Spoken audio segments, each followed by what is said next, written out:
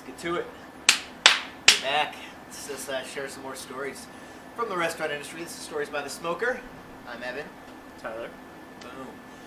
And you know, being in the restaurant industry, you get to do a lot of fun things. There's a lot of opportunities. Maybe you get to meet a lot of people. And so I think we'll share some stories, kind of different, one from your background, one from mine, today about, you know, who we get to meet and the different opportunities that we get because of the restaurant industry. So I know you want to start, so let's jump in, man. Mine's all right. It's all right.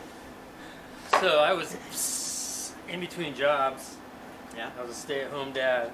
Yeah. And so I was kind of waiting for the next chef opportunity to come up. And I got a phone call from the producers of Gordon Ramsay. I was like, ooh. Let's go. What? So apparently they got my name.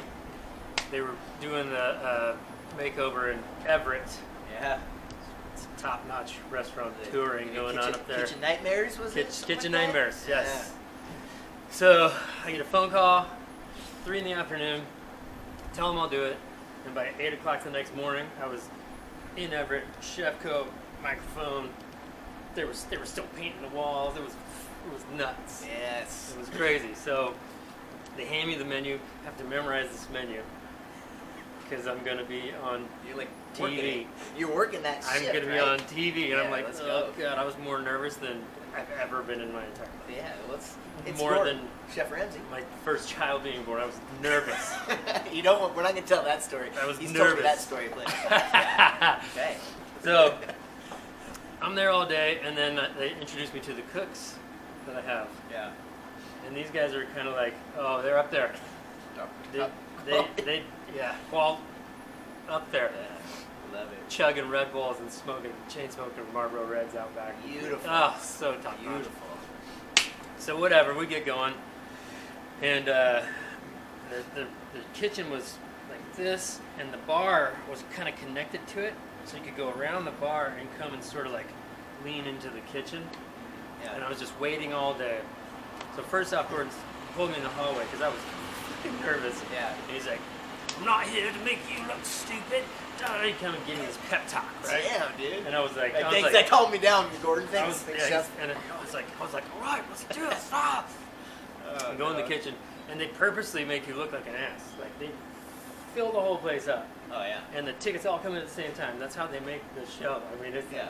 you're just like, exciting. people are burning. It's Oh, fucking man. insane. So I'm waiting for that Gordon moment. I'm just like, he already told me it wasn't gonna be on me. So I'm just like, oh boy, I get to watch this go down, right? He's gonna freak out on somebody.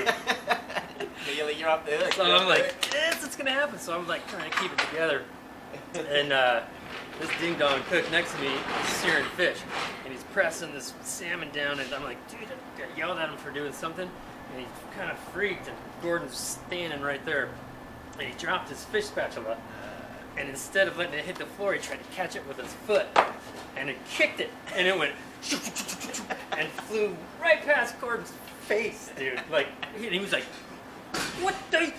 Get over here, you dog!" And I just like the Gordon moment. Yes. Yes. And like I'm just trying to keep my head down and not laugh my ass off because I get to actually witness a Gordon freak out.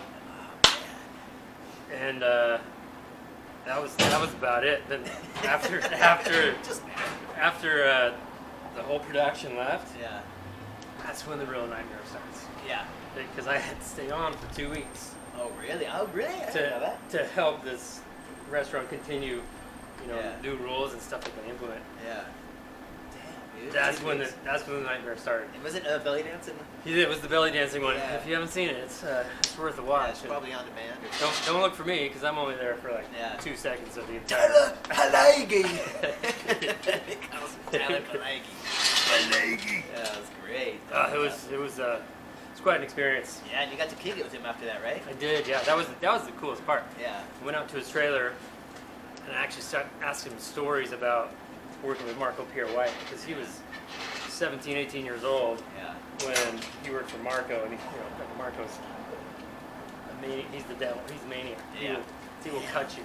Yeah. So he actually told me stories. I pulled out my Marco Pierre White book, Yeah. and he's flipping through. I'm like, "You're 17 years old, right there." And he starts telling me live stories out of the White Heat cookbook. It was fucking awesome. That's like, awesome, dude. I cried on the way home. It was like I was so happy. Yes. It was so great. Oh, I bet. Just getting your car. It was like unbelievable. Because that's like, as a young cook, back in that day, you wanted to either work for Marco Pierre White, want to be Marco's boys, Yeah. or work for Gordon. Yeah. And that was like before the Charlie Trotters, before the Thomas Kellers, before all that stuff. Those were the dudes. Yeah, dude. And I got to hear stories straight from the horse's mouth. It was like, Kick it. it was awesome. Opportunity, you know? Opportunity. That was a good one. Yeah, in the restaurant industry, man. Well, I got some opportunity too. I don't know if you know this, I was a flair bartender. Yes! Back in the day, nightclubs and all that kind of stuff, man. And so I got to travel around and do competitions. And the first competition that I did was in Costa Rica. And it's like, it's really cool because, I mean, in the restaurant industry, there's so much community and people know each other. And in the flair bartending community, everybody just like loves each other, man. They want to put you up at their house. So, but it's always who's the best, right? oh, Always in the back of your mind, or no? not really. I mean, no, it's Okay. it's not like it was not like that crazy. There are guys that have rivals and stuff like that, but it's pretty supportive. If I'm being honest, I know we want the dirt, but it's pretty supportive. That's not like being a chef. No, it's not. No, man, we're a little more chill. But so the first time we get to go to Costa Rica, so we fly to Costa Rica, and there's a flair bartender there setting up this competition, and he's like, "I'll pick you up from the airport and kind of show you around and stuff." So he picks us up. I remember his name's Doug. I remember that. Like I don't know, like he's dope. I don't think I've ever seen him since. My guy Doug. But he just picks us up in Costa Rica. It's me and my business partner and one of my good friends, and we went down there, competed together, and just got in the car, and he's like, "All right, we're gonna go, and we're gonna meet up with the other guys." There's about 10 other guys that flew in, and so we're like driving around Costa Rica, and we're like not like, "Hey, beautiful beachy Costa Rica." We're like driving like into Costa Rica, like gates and on the windows, bars on the windows and things. Oh man, I'm like, where in the fuck are we going, dude? Like I'm getting terrified here for a second, man. I'm like, I don't even know this dude. We're just driving through like Costa Rica, and then he pulls up to like we're driving for like 45 minutes. He pulls up in this gravel road, and we park like behind this building, like no bullshit. And there's a cardboard house, and a dude comes out of this cardboard house, and like he's like, "All right, let's get out." And I'm like, "Where are we going?" And I was like, "Are we not worried about that guy?" And he's like, "No, he's gonna watch our stuff for us." I'm like, "That guy coming out of a cardboard box house is gonna watch our stuff," and like all my shit's in there, and I'm like, "Okay, whatever, dude. I trust you." Probably shouldn't. I was probably like 22, and apparently he was taking us to a strip club. So we go into this like behind this like building strip club, and meet the other 10 flair bartenders there, and like bartenders, like we're not just gonna sip some drinks. Like people are getting hammered and shit is going down in this strip club, and all this. One of our guys like passes out and wakes up and like throws his glass and like creates a suit. We're getting like kicked out of this fucking strip club in Costa Rica. I'm like, I've been to Costa Rica for like 2 hours, dude. We're already like getting kicked out. I remember we were opening the door and the guy trips and he falls and he punches through the door. Glass breaks on the door. I'm like, I'm gonna fucking die before this competition even starts. But we made it out safe, and then I think we went to a club after that, and I think I got 4th place at that competition. Nice. So that's pretty cool, but there's just an opportunity to see the world. How many days were you there? I was there for like 5 days. So did you compete the day after you guys got all hammered? I think it was 2 days after. A little downtime. Man, it was 2 days after. It was great. I remember one of the guys there he was like fucking amazing, like one of the best in the world.